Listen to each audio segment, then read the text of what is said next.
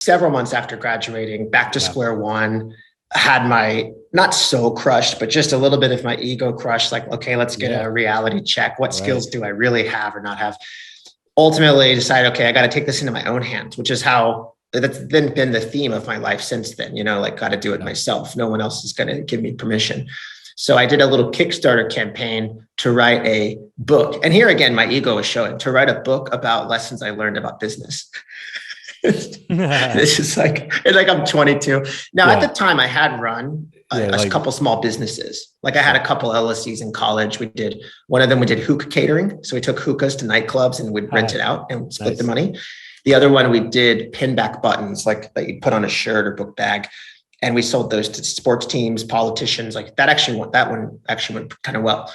So anyway, I had a tiny bit of experience. I thought, let's write a book. So I do this Kickstarter. I write this book. I use like the Kindle, which had just come out pretty recently. I started publishing.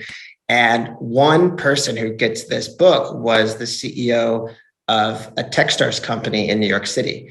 And like, again, long story short, probably within 5-6 days, email back and forth. Hey, do you want to come interview? Booked the flight, did a 2-day in office, like working interview where you kind of sit alongside the 3-person team, got the offer, went back, packed up my U-Haul and moved to New York City. So that was like, boom, got thrust into tech startups, moved from Atlanta to New York, my first full-time salary job, my first stock options with, 4-year vesting, 1-year cliff, like all of that just almost overnight. So I guess we could say that was my big break.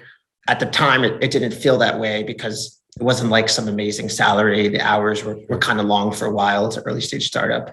But looking back now, it's like, if that guy, and we're still good friends, and that startup is still going, if that guy didn't believe in me and take a chance on me, I don't know what I'd be doing now. And so for the last 10 years, to some way, I try to give back by finding like who's the next me that I can bring on who isn't super experienced or maybe doesn't have a lot of skills, but has like the energy and the audacity to try. And how can I kind of like put this karma back in the universe? Totally. Isn't that like, as a person that hires people, man, it's like, isn't that more important anymore?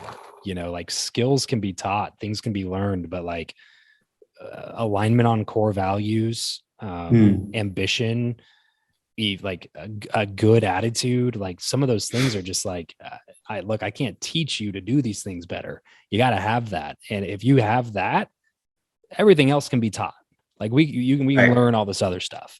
I think that's why we're almost seeing like a lot of these, even tech companies now that are just like, you don't really have to have a degree, you know what I mean, to work with us, as long as you are a fit with our culture, our core values, and you're willing to be teachable, come in, learn in the environment and work hard, come on board. You know what I mean? That's right on. I think I have this sort of working theory that everything in terms of skills, every skill is learned at 3 a.m. alone in your chair. And so what we're doing when we're hiring people is we're looking for like, who's the person that will be up, it doesn't have to be literally, but metaphorically at 3 a.m. in their chair, picking up these skills that they need to be effective at our organization. They don't necessarily have to already have them, like you're saying, but who's the person? Can I picture that this person is going to figure that out in between the lines? And if not, then, it might not be a good fit, or maybe the opposite, right? Sometimes you find people are so overqualified and you think they won't be challenged enough and they're going to use us as a stepping stone. So, hiring, recruiting, definitely art and a science, but that was how I was thrust into this world. So like you're saying, that's how I'm trying to also find others.